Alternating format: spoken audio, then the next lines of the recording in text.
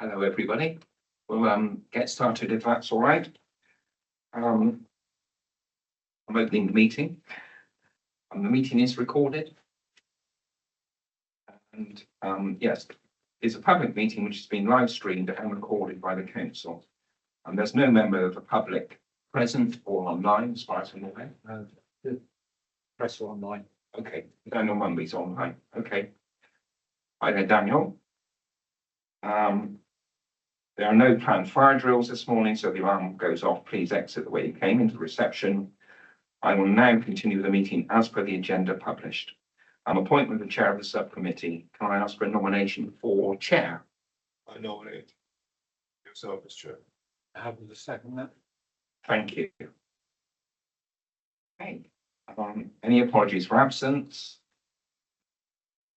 Any declarations of interest? Any minutes to be signed? No, it's the minutes you agree that you'll sign off the minutes. Oh, yes, okay, sorry. Are the other members happy for me to sign off the minutes? I am. Thank you. Agenda item 5, details of procedures to be followed when considering licensing applications. If everyone has read the agenda and understood these procedures, we will continue with the main agenda item today. And the main agenda item is the Town Hotel Bridgewater. The subcommittee is asked today to consider a variation for a premises licence in respect of the Town Hotel, 32 High Street, Bridgewater. I'm now going to introduce everybody so that you'll know who is in attendance.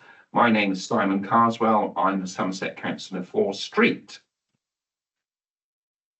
My name is Mike Murphy. I'm a Somerset councillor. My name is Mike Murphy. Hold on a second. Yeah, I'm Mike Murphy. I'm a Somerset councillor for Burnham North. My name is Simon Coles. I'm a Somerset councillor for Taunton East. Steve Taylor, committee manager. Nigel Osborne, legal advisor. Another Simon Border, licensed officer for the council. And online, if you could introduce yourself, please.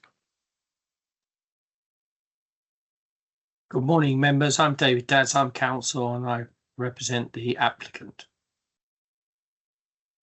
Thank you very much. Welcome.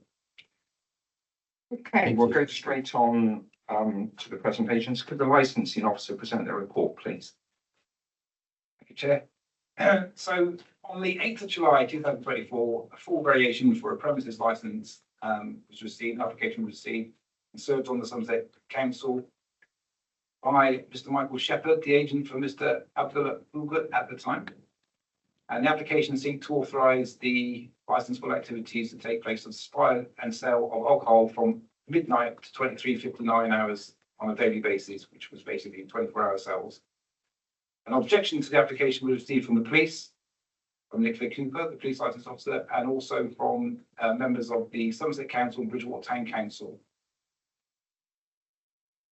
I can now advise the subcommittee that the police came to an agreed position with the applicant on Friday, just gone, and upon being informed of this, the Somerset Council and Bridgewater Town councillors withdrew their application as their reputation, so their represents their objections today, which is why the hearing still needs to take place. So the police agreed position is summarised as to vary the plan, which is what we from the start, because premises have changed quite a lot recently. To remove the DPS, designated premises supervisor, and also add conditions. Two conditions added are, whilst the premises is being used for temporary and emergency accommodation for the local government social housing scheme or such body, there will be no sale or supply of alcohol permitted under the licence. And alcohol will not be sold during carnival whilst the premises is being used for social or temporary housing. All parties agreed to those conditions and withdrew their representations. Thank you, Simon. Have we got any questions for the licensing officer? Simon. Thank you. Mr. Ballard, good morning to you. The phrase that you've just used, which was that the premises is used as a hostel for social housing, etc., there would be no sale of alcohol. Is that a single room let, or is there a quantifiable number that turns it from a hotel to a place of abode for people that require social housing? Thank you, councillor. I understand exactly what you're saying. So just to summarise, the premises used to be a pub called the Mansion House many years ago. It was taken over by Mr. Auger and transferred into a hotel. And in so doing, he converted, I believe, the Skip Valley into various rooms. I believe there's about 12 rooms there now, which were all occupied by vulnerable people who seek accommodation. Yes. Well, could I just interject, Chair? Not at the Can I just- moment. Not at the moment. We'll just go through the questions from the members first, then I'll let you ask a question or make a statement as well. I just think that we shouldn't be saying that people that are being housed are vulnerable, because we don't know that. And if the press are here, that might be not appropriate or right or correct.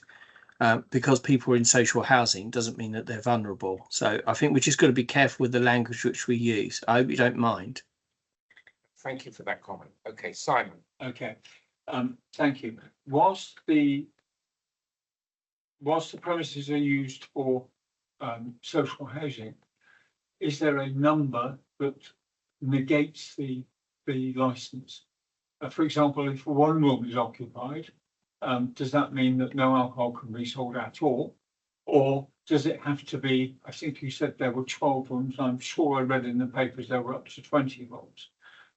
So is it full occupation that brings that piece of the licence in, or is it a single room and above? Very good question, councillor. Thank you. It says in the conditions, whilst the premises is being used. So I should imagine that even if it's just one room, as if it's being used for temporary. I don't like imagines, I like to know. It says whilst the premises is being used. So whilst it's being used, there won't be any alcohol source In any event. In any event, in any event.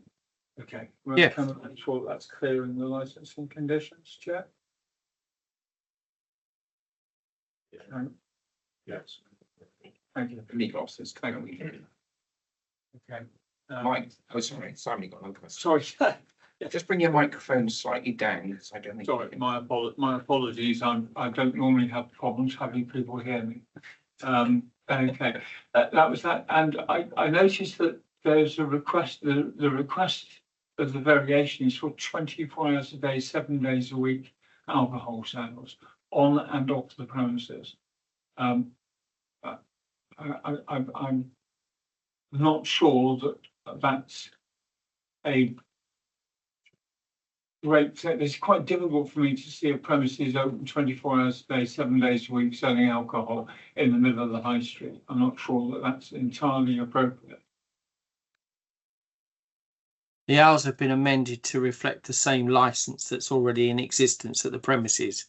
So the hours that are sought on are amended to reflect it. There is already a licence at this premises for the hours. I know you want to make a comment, Mr. Dance, but can we wait until it's your turn? I'm sorry, but I thought we were just doing I thought we were just doing the officer's report at the moment. we're doing the And- officer's report and questions to the officer in turn, and you'll get your chance in a minute to make a statement. Thank you, Chair. That's my questions for the moment. Can I ask, Chair? I'm interested in this particular case in that obviously if it does happen that they use the license, they will be using the license as a service, which is pretty reasonable. Do they offer any other services as a hotel? I mean, do they offer food? Do they offer any? Well, I have no idea, councillor. No. Sorry. Sorry. So it's something we'd have to establish. Thank you very much. Any further questions from licensing? No, I think it'll be for the applicant. Thank you. Mr. Dance, do you have any questions for the licensing officer? Yes, please. Officer, can you confirm there's already a licence existing at the premises and matches the same hours? I can clarify that there is a licence at the premises. The hours for the opening of the premises currently are 0900 to 1:30. And the sale of alcohol reflects that for on and off the premises. And so in effect, the salient point of this application is just to change the plan, the floor plan, to make it a bit less than it's currently licensed. So it's actually making it smaller. Yes, that's correct. Sorry, but it is also changing the hours of sale as well, isn't it, Simon? The application was initially to change it for 24 hours.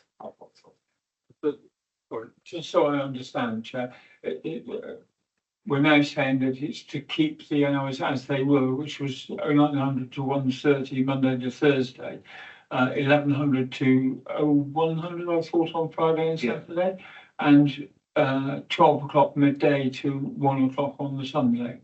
That's the current hours. That's the current hours, and that's the new agreed position. Is that correct? The new agreed position is to change the hours for 24 hours. But they won't be able to sell alcohol anyway because the DPS will be missing. Okay. Does the legal officer want to come in? My understanding that the agreed position is now that there is no change to the hours, and the existing hours on the current Mansion House license will remain in force. So the application to vary has been changed, and it reverts back to the existing Mansion House hours. And that all we are being asked to do is to amend the plans, remove the DPS, and add in the 2 additional conditions, which in effect controls the premises going forward whilst it's being used for social housing. Can I carry on with the questions that are? Yes, Mr. Nance, yeah, carry on. Thank you. So that's what I was trying to clarify. Officer, this application does not amend the hours any greater or less than the original license that's in place. So in other words, these hours for licensed activities reflect exactly what is currently allowed on the premises. The only difference is that in effect, there's a reduction in the licensable area. It's reduced. That's right, isn't it? Yeah. The plan will demonstrate that the area has been reduced. Yeah, and as I say, and I think as your legal officer said, that it's to remove the DPS at the moment, so there can be no sale, and add the additional 2 conditions that whilst there's social housing or something of a similar kind used for temporary emergency accommodation, whether it's a 1 room or more rooms, alcohol or licensed activities cannot take place. That's right, isn't it? That's correct. Also during the period of carnival, whilst the Yeah. premises will be used for social housing. Yeah. That's right. And can I ask the last thing to clarify? The councillors are now withdrawn at the hearing their representation. So at the moment, there are no representations opposing this application whatsoever. That is correct. Thank you. No, I have no more questions, Chair. Thank you, Mr. Downs. We'll move on now actually to. We'll now move on to Mr. Downs. I don't know if you want to say anything further, and then we may have some questions of you.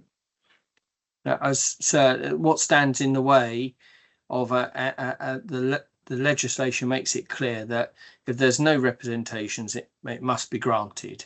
There's a technical issue here where the representations were withdrawn within 24 hours of the hearing, so that hearing still had to take place. But as you've heard, there are no objections from your licensing authority, environmental health, the police service, and no one objecting from the local community, even councillors. And on that basis, I ask you to grant the application as applied for. Thank you very much. Does anybody have any questions? Simon? Thank you, Chair. It's for our licensing officer. My apologies for coming back at you, Mr. Brown. The appointment of the DPS is key to the licence being usable. What is the timescale for the appointment of a DPS? It can be immediately, sir. You can make an immediate application to vary the DPS at any time. It's not dependent on when it's received by the council, it's when it's given. So the controls is the premise license holder. And the reason for that is that an employee or someone that's engaged by a premise license holder may leave their employment for a number of reasons. And it gives the emergency in effect provision for the premise license holder to give notice to the council and the police that there's a change of to vary the designated premise supervisor, which can happen at any time. And then once that's given the notice, the police service through the chief constable have up to 14 days to raise an objection only on exceptional circumstances. Okay, thank you for that clarification. Thank you. Yeah, Nicholas, yeah. Yeah, Mr. Dad, just Nigel. on a point of clarification, when the application was submitted to the council, we received some amended plans which didn't have the licensable area delineated on them. Clarification was sought of the representative for Mr. Allgood at the time about what was to be included in the licensable area, and he came back and said all floors are to be included in the licensed area. I don't know if that is still a position, and if not, if you could clarify for us what is the licensable area. Yes, if you bear with me one moment, please. I may have a drawing here that I can show. Oh, one moment.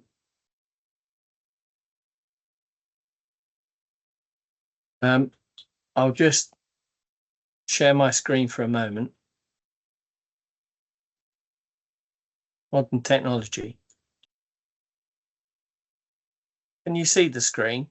Yes, We can, yes. So I did this in advance so that I could understand the access to the licensed area. There is a rationale behind it. Ordinarily, if the local authority or a local authority, not necessarily yours, is housing temporary housing, there may be people that have an adversity to or religious adversity to alcohol. So therefore, it's not normally that the two mix. So this area in yellow, I'd normally do a pencil in, would line it in red, but this was just for me to understand it. The area in yellow, in effect, is the licensed area. All the rest is, in effect, the hotel. And should there be a need in the future when it converts back to a hotel, then obviously there may be some changes that are required. There might be some service within the rooms, but that will be an application in the future. So as it stands at the moment, the licensable area is that, yeah, which is in effect the bar and the kitchen behind. Is that okay? Yes, that's fine. That's really helpful. And I can email that to you if you. I was going to that say, if you assists could you. do that just for clarification, so we've got that on record. Yes, I that's won't- really helpful. Yes, I won't do it. I won't do it now whilst I'm online because I might mess it up. But I will do it once I finish, if that's okay. Simon, Thank you, Jay. Just going back on that for a moment, I thought I had heard that the applicant asked for all floors to be part of the licensed area. If it's now just the bar area that you outlined in yellow, that's a variation from what I thought we were being asked to agree. That was the original application, all floors, and Okay. as it been now clarified, that is not no longer the This It's a reduction. That's fine. I just wanted to make sure I understood correctly. Thank you. Yes, I think it's a very good question. Thank you, Councillor. Glad you approved. any further questions for the applicant? Thank you. No? Good, thank you. Right, we next move on to objectors, of which there are now none, and questions for the objectors which become irrelevant. Any further questions from anyone? No, thank you. Right, so I'll give a final opportunity for each party to sum up. Mr. Dads, did you want to do a summary? No, I think you've heard enough from me. Thank you very much. Licensed officer, did you wish to do a summary? I've got no further comments to make, Mr. Chair. Thank you very much. I think we will retire to make our decision in private with the legal officer and the clerk. We will be back, hopefully not too long a time and we can give you our decision. Thank you very much. Thank you.